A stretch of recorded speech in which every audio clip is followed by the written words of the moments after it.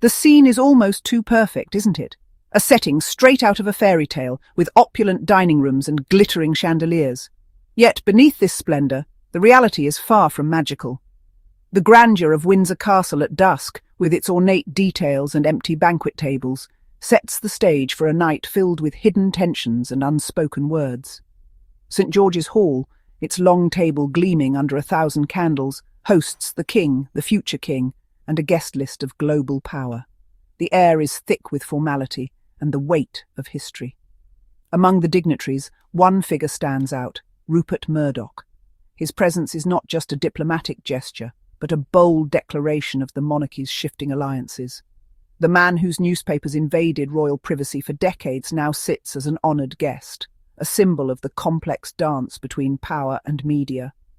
For Harry, watching from afar, it must feel like a dagger from his own family. The monarchy's alliances are clear. Survival and media power take precedence over loyalty or justice. This dinner, meant to celebrate a state visit, will be remembered for one glaring detail. The seating plan tells a story of division, a family fractured, priorities exposed. While one son fought for accountability, his father and brother welcomed his adversary. In the grand theatre of royalty, some roles are simply more important than others. The gilded cage of royalty is not just about opulence, but also about the sacrifices and choices that define their legacy. To truly understand the depth of this betrayal, we must look back to a time when the world watched a family unravel under the relentless gaze of the media.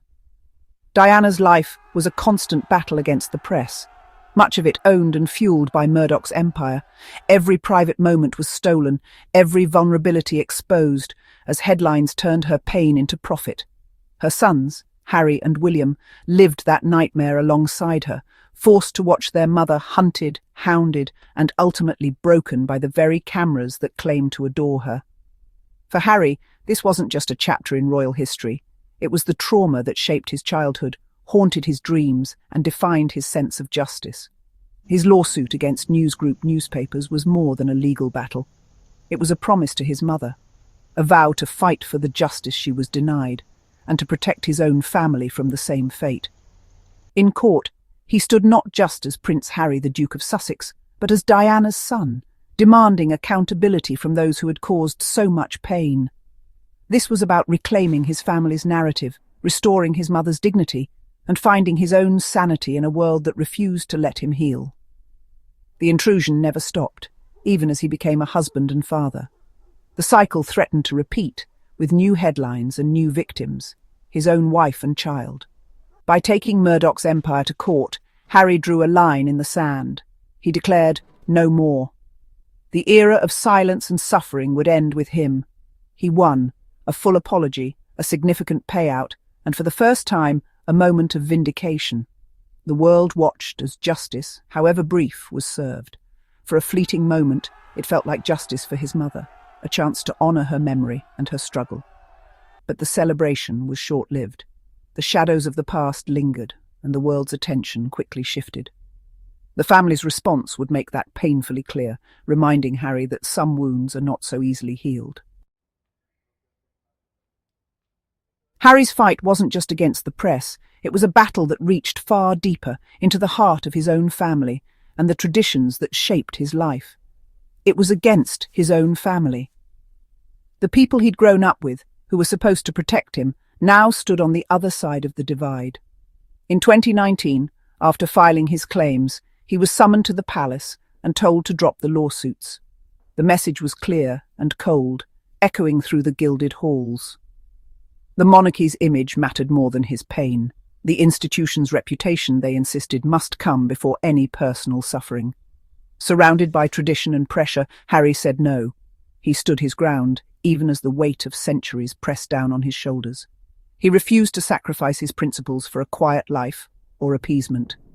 For Harry, justice and truth were worth the risk, even if it meant standing alone. The royal family's strategy was clear. Maintain the status quo, keep the media close, and avoid confrontation at all costs. Keep the media close, avoid confrontation.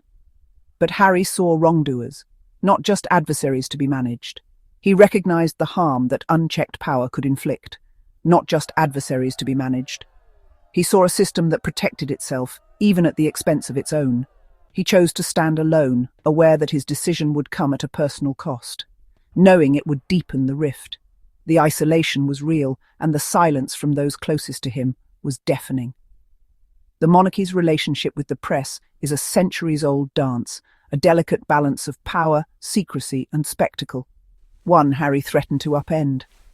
By challenging the system, he risked not just his place in the family, but the very traditions that defined it. By suing, he refused to be complicit in his own exploitation. He demanded accountability, even when it meant facing powerful opposition. His family saw it as reckless, a dangerous break from protocol and unity. He saw their inaction as a moral failure. For Harry, silence was complicity, and he could not accept it. He chose the harder, lonelier path, guided by his conscience rather than comfort, believing it was right. In the end, it was a stand that would echo through the halls of the monarchy for years to come. That choice would define the family's fracture, setting the stage for a new chapter in royal history. And so we return to that glittering dinner at Windsor. As Murdoch sat across from the King and Prince of Wales, Harry's victory seemed erased. His family didn't just fail to support him, they honoured his opponent.